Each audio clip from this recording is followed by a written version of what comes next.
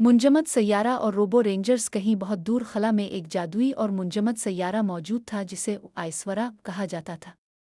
ये सैयारा पूरे निज़ाम शमसी में सबसे ज़्यादा ठंडा था और यहाँ हर चीज़ बर्फ़ से ढकी हुई थी, पहाड़, दरिया, हता के आसमान भी। लेकिन ये सैयारा एक राज छुपाए बैठा था। एक कदीम तवानाई का ज़रिया जो कायनात को रोशन रखता था, अब बर्फ़ के नीचे दफन हो चुका था। अगर वो तवानाई वक्त पर ना मिली तो कई सैयारे अंधेरे में डूब सकते थे। ये काम किसी आम मखलूक के बस का नहीं था।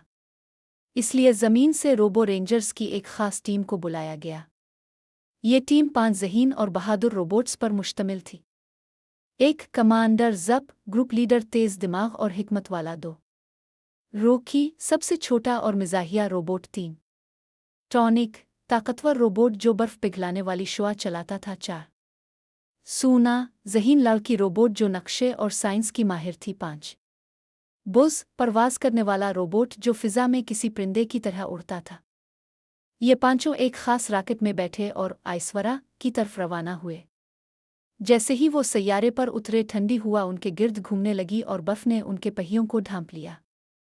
ये वाकई बहुत सर्द है, रोकी ने कांपते हुए कहा। होशियार रहो दोस्तों, कमांडर ज़प ने हुक्म दिया। हम यहाँ खेलने नहीं, एक मिशन पर आए हैं। सूना ने अपना नक्शा निकाला और कहा, तवानाई का ज़रिया बर्फ़ के नीचे एक पुराने मंदिर में है। हमें वहाँ तक पहुँचना होगा। रास्ता आसान नहीं था। रोबो रेंजर्स ने बर्फानी तूफान, फिसलती चट्टानों और बर्फ़ के गारों का सामना किया। एक बार जब वो बर्फ़ के पिल पर से गुजर रहे थे, पिल टूटने लगा।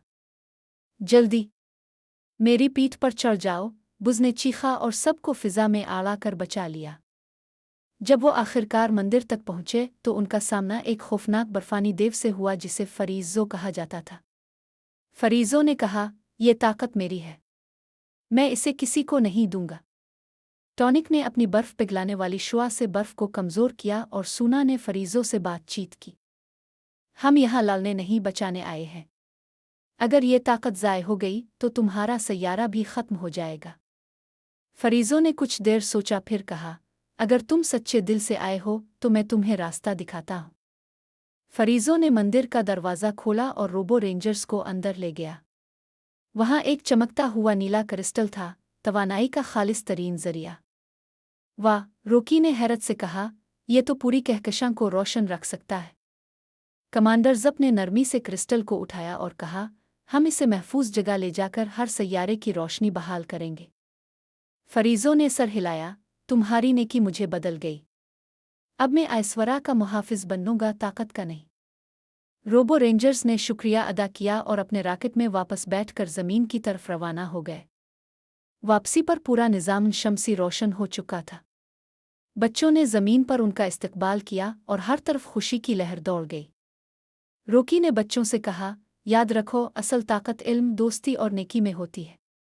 सबक, ये कहानी हमें सिखाती है कि दोस्ती, अक्ल और नेकी के ज़रिए हम हर मसले को हल कर सकते हैं।